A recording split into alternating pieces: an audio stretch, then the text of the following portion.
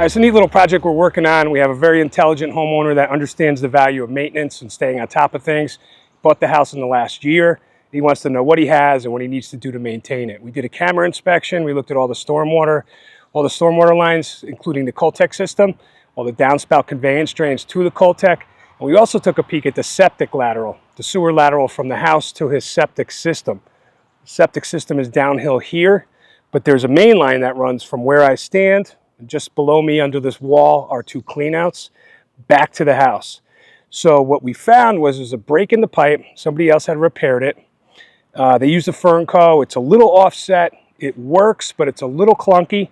But the pipe itself is cast iron, and it's showing a lot of growth in it. Cast iron pits, and shows little stalactites, stalagmites, and all of that growth reduces the size of the pipe. It's a little prickly, spiny rust growth. So what we're going to do is descale that pipe. We're going to run what's called a chain knocker through that pipe. It's about 120 feet worth of cast iron. We're going to go two ways on it and scour the inside of the walls, knock all of that debris and buildup off the inside of the pipe to open up the diameter inside the pipe and restore its functionality. And then we're adding a few cleanouts that do not exist currently. So we have a lot of digging to do, a lot of cutting of pipe, a lot of work inside the pipe, and that's all driven with 3,000 PSI water pressure. So the guys are using relatively dangerous equipment at high pressure, and it's very hot out here. If you can't tell, I'm sweating. So we have our work cut out for us. We like projects like this. You can tell this has a very high-end home, and the homeowner wants to maintain that integrity of the house. So we're out here to just keep things moving. All right, so this is a two-way clean out. You see these two pipes, they are pointing at one another. There's a TY fitting on both ends. So if I were to enter the pipe in front of me, it takes me this way. And if I go in the clean out in front of me, it takes me this way, back my way. So depending on whether you want to go to the house, you want to go out into the septic field or the septic tank, you choose your clean out. We may need to modify this. We have a sneaking suspicion we're going to have to cut this out and access our cast iron pipe that brings us back to the house to do our chain knocking. And our access way here brings us maybe 2 feet this way, and then we take a hard turn towards the house.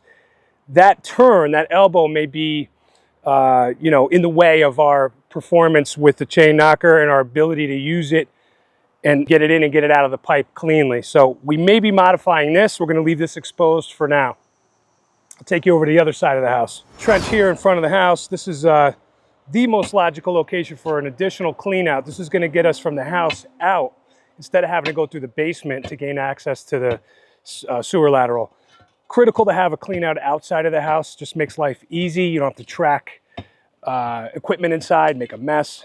Everything can be done from outside of the house. Ideally, we wanted to be in the corner there, but the way that this pipe is plotted, it's actually hugging underneath this crawl space foundation behind us. So this is the first place it pops out where we don't have to remove the holly, which we have wrapped in a tarp, in order to gain access. Little tricky. We're going to figure out a way to cover this thing in the landscape bed.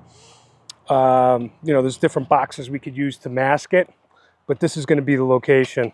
We still need to go down another 2 feet. It's pretty deep at 4 foot and change. This gets threaded onto the hose, the pressure line that's being fed water, and this head will spin and rotate at a high velocity. These are our chains. We have a few different versions that we could use on this model.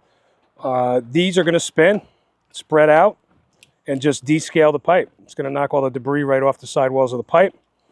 And these little teeth here at velocity will push and bore through anything in its way. This is our chain knocker. We're going to run this through that line.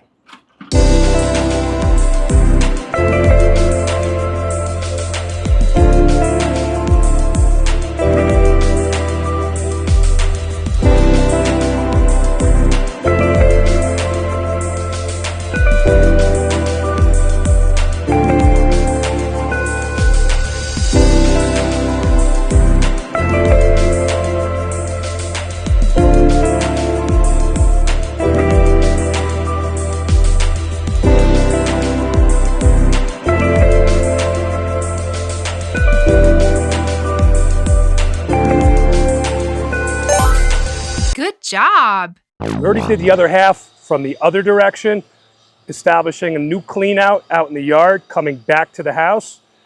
And now by cutting the pipe here, we're going to create a new clean out at the house going out. And we're going to work that pipe both ways to recondition it, get it back in shape, button everything up, and allow this line to be serviceable moving forward, whether from the yard or from the house or any direction. And now we could get equipment, cameras, jetters, any kind of pipe servicing equipment inside that line quick and easily. And we don't have to go into the basement to do it. We could do it everything from outside of the house.